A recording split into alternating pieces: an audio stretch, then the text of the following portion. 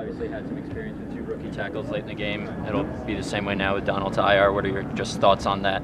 Yeah, I mean, obviously, I love Donald, so I'll miss him, for however long that is. But, with Brandon, I think everyone knows how we feel about him around here. He's really good. I'm sure he had a couple plays as a rookie that he'd want back, but you live with that. He's tough. He's very intelligent, so crazy looks and things like that aren't going to mess with him, which is good. He's one of the smartest rookies I've ever been around. And obviously we know how Colton is. Colton's awesome. He's a stud. So you don't feel like you have 2 rookies because they're so talented, but at the end of the day they are. And it's something that we got to do a good job of just helping those guys out. You and Donald came in at the same time. Way back when it was, like you were saying, harder to get first downs, and he was a veteran that came in here and was a leader right away. Like, what kind of impact has he had on you kind of starting for your career in on? Well, Donald obviously he gave me that protection, first and foremost. And then second, just him as a vet, just always encouraging me, just telling me things that, I would do in games and things like that. And he'd tell me, man, you're going to be special, man, keep doing it, things like that as a rookie. It means a lot coming from at the time was a 9-year vet at the time, and so it means a lot. And so you try and do the same things for the young guys as you get older. But he definitely had an impact on me for sure. When you first started taking over this offense and you made it a point to learn it as quickly as you could and be able to stand up and repeat everything, but there's like knowing a language, but then going to the country and actually speaking the language fluently. Yeah. Where are you now with that process, do you think? I mean, because there's still, you guys are at the top of the list in terms of production and yards and that kind of thing. Right. Every once in a while there's like a hiccup with the fourth down pass to Amari. I'm sure you both wanted back. Yes. Where are you with the process right now? Is it getting better every week? Well, obviously you can see that there has been a lot of work put in, right? There has been a lot of work put in by not just me, I'm saying everybody. And then we'll have 1 or 2 here where we're still learning stuff, where we're still like, we got to cover that some more, or hey, let's talk about this situation some more. And so I think through the first, 4 games, we're knocking some rust off, we're knocking some things off that are like, we're learning, to be honest with you, on the fly. But at the same time, I still feel like we're doing some good things. Moving the ball wise and completing passes, running efficiently, protecting, all of those things that are important things that are not easy to do. I feel like we're in a good place, but I still feel like we can be a lot better. There's no doubt in my mind that we've done a lot of good things, but we're not near to where we want to be yet. All the adjustments and stuff the receivers need to make in this offense, and that you have to know that they're making. Does that process with guys like Jared, who you've played with last year, and Amari, who you played with for a few years, Seth, do you have to start that almost over again? You know what? There's some things that obviously me reading body language, me knowing how they run routes and things like that has helped. But there's still there's new stuff that we haven't done before. Obviously, some of us have done it one time or another, but not together. And with all the adjustments and things Coach puts on us, there's absolutely a learning curve, even though that we've been together for a while.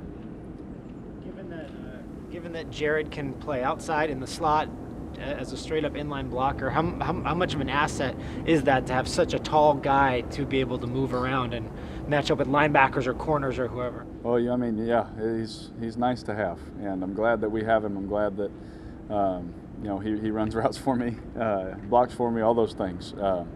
He's a stud, man. He's one of the best at what he does in the whole world, and I'm glad that we have him. I'm glad that he decided to come here in free agency, was 2 years ago, and obviously we see, just in every system that he's been in. So for the 2 systems he's been in when he's here, he's been productive. He's been a good player. So to have a guy like that, obviously coaches love him because you create mismatches and you create problems and things like that.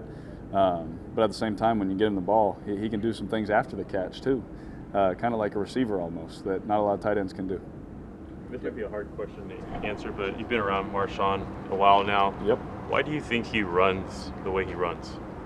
Man, I think that it just comes down to him just wanting to impose his will. I think that at the end of the day, as a competitor, he's not going to quit at any moment on the field, and I think that that's Marshawn. He's not going to quit on anything. He's not going to quit on anybody. especially his teammates. And so when he goes out there, I think you see him running the same in the first quarter as he does in the fourth quarter. I think we talked about it after the game. You know, everyone's like, do you think he gets tired? Well, maybe, but he just doesn't quit, you know. He's still going to impose his will, and guys tackling him have to know, yeah, you may hit him good once, or maybe, you know, you may hit him good in the second quarter, but you have to do it again in the third quarter and the fourth quarter about 30 times, you know. And so in Marshawn's mind, he's going to try and outlast people, and that's, I think, what makes him special. What about the intangibles he brings to this locker room, Derek? I know you guys have had conversations in the locker room about finances, stuff like that, and his businesses and things like that. Yep. What does he bring to this locker room as far as being a team leader off the field? He is a great teammate. I haven't met a player, someone in Seattle, Buffalo, here, anyone that's been with him that didn't like him as a teammate. I mean, he's a great teammate. And if you ever need anything for, you know, some kids, or you ever need someone to be there for something, he's always there. And he's always there to talk to the young guys. One thing I love about him, just something new that I saw him during training camp, just after every rep Chris Warren would have, he would go talk to him and just teach him something. You know, whatever they were talking about, running back stuff, I have no clue how to run the ball, obviously, but except in short yardage, which we'll have to get on Marshawn about. But he does something, man, that is so special for our team, that he goes to a guy that maybe may not even make the team, but he sees value in him, and he creates a conversation, or he creates a moment for him to try and get better. And it's awesome, man, to see guys that are as good as he is at what they do, that care about everybody on the building. Not to start too much in the past, but at 16, when you guys were really going as a football team, field position was a big part of that. Yes. How integral was that on Sunday, just to the overall success? It's really nice when you're standing there and, you know, a kick goes by you, or there's a turnover, and you get to run towards the end zone as an offense. You know, obviously we go way down by the 20 and see what happens, but, you know, it just does something to everybody's confidence. You know, well, we'll gladly run 60 extra yards, you know, to go start in the red zone. You know, we'll gladly do that, those kind of things. So, or to be on the bench and all of a sudden, we got the ball in the red zone, or we're already on our side of the field. I mean, that you ask anybody, I mean, anyone, you know, needs that, and that is essential to winning football games. Set and change situations. You know, defenses talk about all the time as an offense. Yep. What's important when you're starting an opponent's inside 30-yard line? Oh man, get points, finish. You know, the defense or the special teams put us in a great spot. And you want to pat them on the back by getting them points. You know, you got a field goal at the least, but you want to score a touchdown, obviously, with that good a field position. So whenever you can get points, it's a big thank you to the guys that got you down there. Derek, when you see Casey Hayward and Derwin James, who's played well as a rookie, you see these guys on tape, what jumps out at you about this secondary? Well, you know, Casey's always, I've known Casey now for a while. He's a great player. He's very sticky in coverage. You know, they're very athletic, good ball skills. Derwin, he's a rookie. He's a new player, but he's a good player. You know, he doesn't play like a rookie. You know, obviously he has a few plays here and there that obviously anybody would want back. That's anybody, but he doesn't look like a rookie. He's a really good player, and I think he's going to be there for a long time. So I'm sure this will be the first time I get to see him, but it won't be the last. QB battle in terms of you and Phillip Rivers, you're pretty even at 4 wins each in that head-to-head series. What have you seen and possibly learned from Phillip and going up against him all these years? Oh, I love Phillip. Obviously, I'm not trying to have as many kids as Phillip does. You know, I'm good at where we're at. But no, I love Phillip. He's very tough.